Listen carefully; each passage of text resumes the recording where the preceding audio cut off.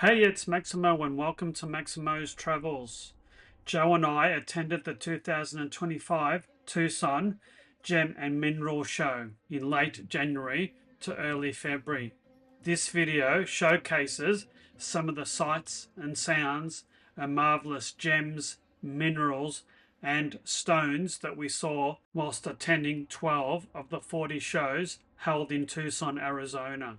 We saw so many amazing things, from large to small, to million-year-old fossils, to hugely valuable gemstones. If you're a gemologist or are fascinated by minerals and gemstones, well, this video is for you. Join me on this not-to-be-missed video of the Tucson Gem and Mineral Show.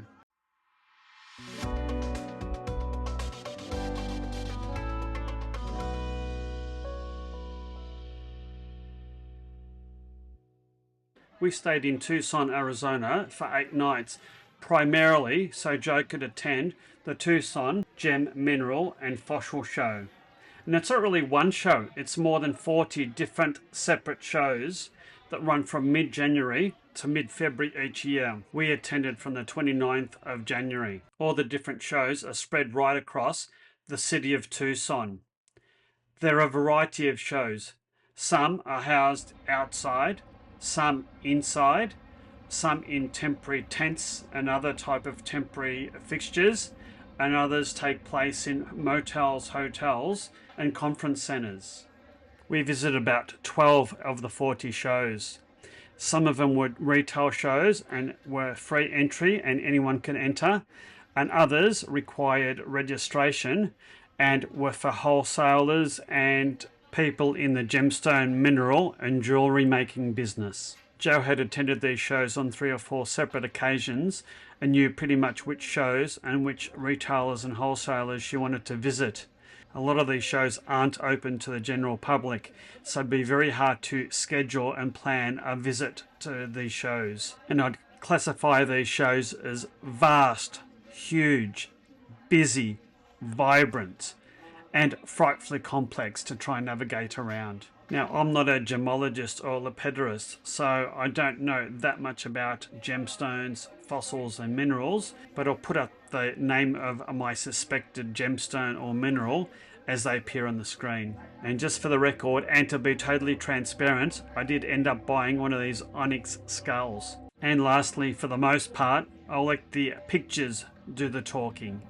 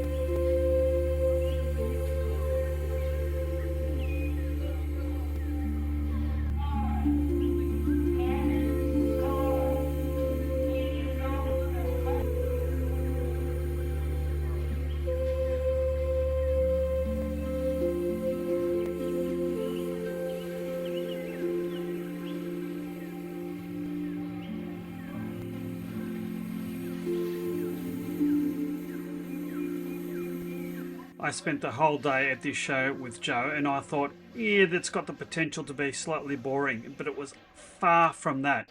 It was utterly stunning. All the different varieties of minerals and gemstones were fascinating, and I was amazed by not only some of the craftsmanship of the manufactured jewellery and stones, but of the breadth, scale, number of vendors, distributors, wholesalers, and the number of people buying and looking for things, as well as the sheer beauty of what nature can produce in terms of some of the minerals, gemstones. And that was my impression after the first show. There were 7 days and 12 more shows to go. Truly spectacular. The next day We went to some very different shows. It's not really one show, it's about 4 shows in one, located right next to one of Tucson's major freeways. The temperature was about 8 or 9 degrees Celsius, and most of the exhibits were outside or located within some of the motel rooms that some of the shows were located at.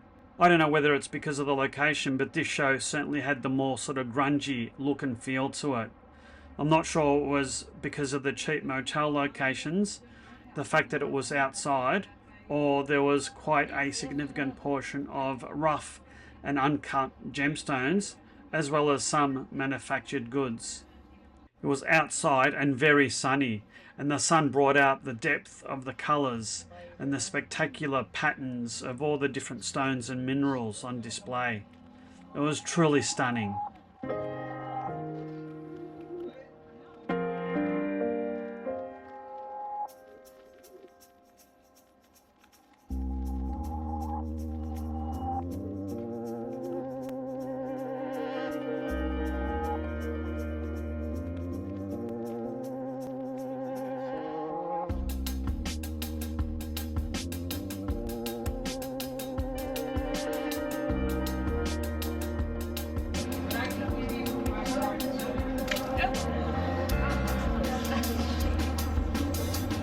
huge.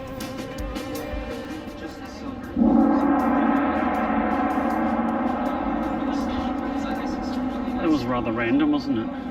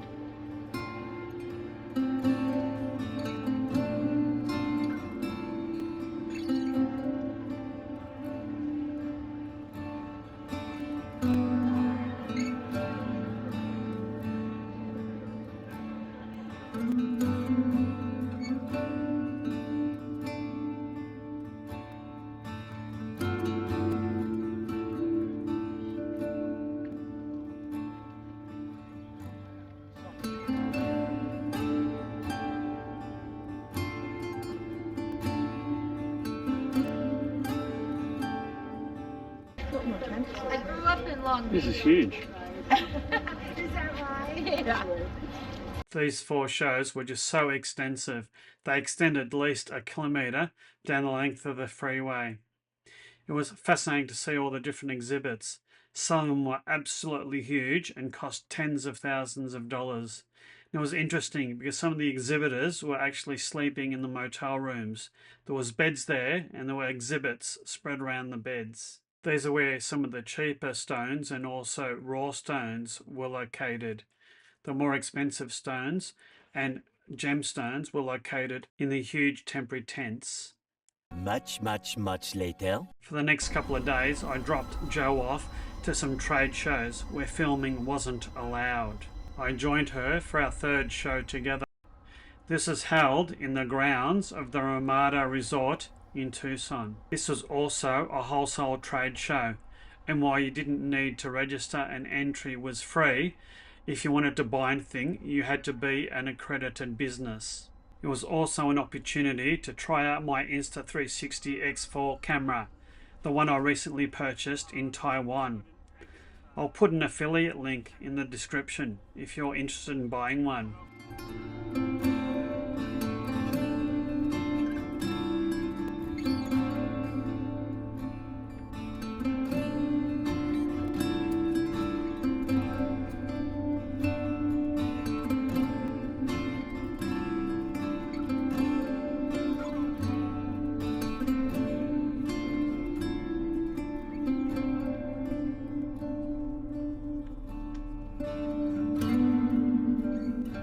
The whole of the hotel grounds were just insanely busy, including the main reception area. I could only presume that the whole place was booked out for the show. And it was interesting how different each of the shows were. This one focused on manufactured jewellery and high-end gemstones, opals as well as gold and silver.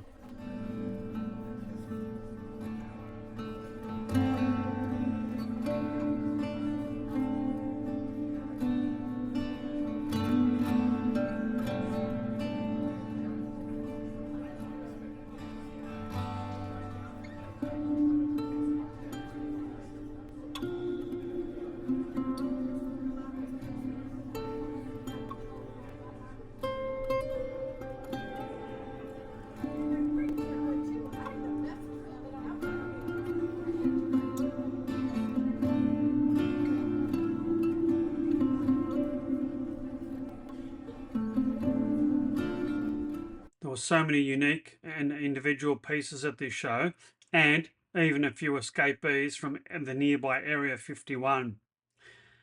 As usual with these shows, it was vast. There were so many different vendors and so many fantastic, huge artifacts of different exotic materials, size and shapes. It was truly outstanding. I think some of the pieces here probably deserve to be in a museum, and no doubt some museums would probably buy some of these items. The next day. Another show was held in a casino on the edge of town. You had to walk through the casino to reach the show. Very unusual. I dropped Jo off, let her do her shopping, and picked her up after I did my sightseeing. This was a retail show open to the general public. Later that same evening. Later that afternoon, we walked across the road from the hotel that we were staying at to the Doubletree Hilton Hotel, where a small gem and bead show was set up. This was one of the smaller shows we attended. It looked quite deserted. We needed to walk through the grounds of the hotel, past the pool, to one of the outside meeting rooms where the show was being held. There was only a couple of distributors and wholesalers there. Jo did note that there were a whole of a lot less glass bead distributors and suppliers at these shows, and she wasn't really sure why this was the case. We didn't spend very long here before we wandered back to our hotel for a hard-earned rest. Early the next morning. The last show that I filmed was the first show on the first day in Tucson that we tried to get into. Unfortunately, after lining up in our car for over an hour, the car park was declared full and we were turned away. On this occasion, we arrived at the car park about 3/4 an hour before the show opened, found a car park without any worries, and waited for the show to open. This was a mostly trade show, but registration wasn't required. There were a number of huge air-conditioned tents at these shows, and each of the tents had oodles and oodles of different vendors from all parts of the world. Europe, South America, Africa, Asia, you name it, and they were bound to be there, including some Aussies selling opals and gold and other valuable commodities.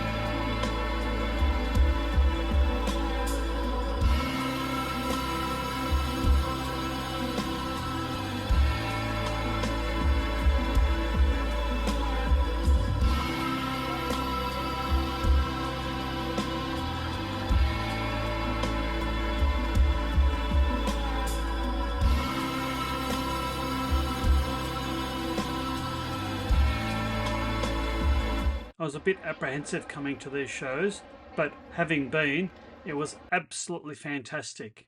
I wasn't bored for a second. There were so many fantastic things to see, and I even walked away with a few artifacts of my own.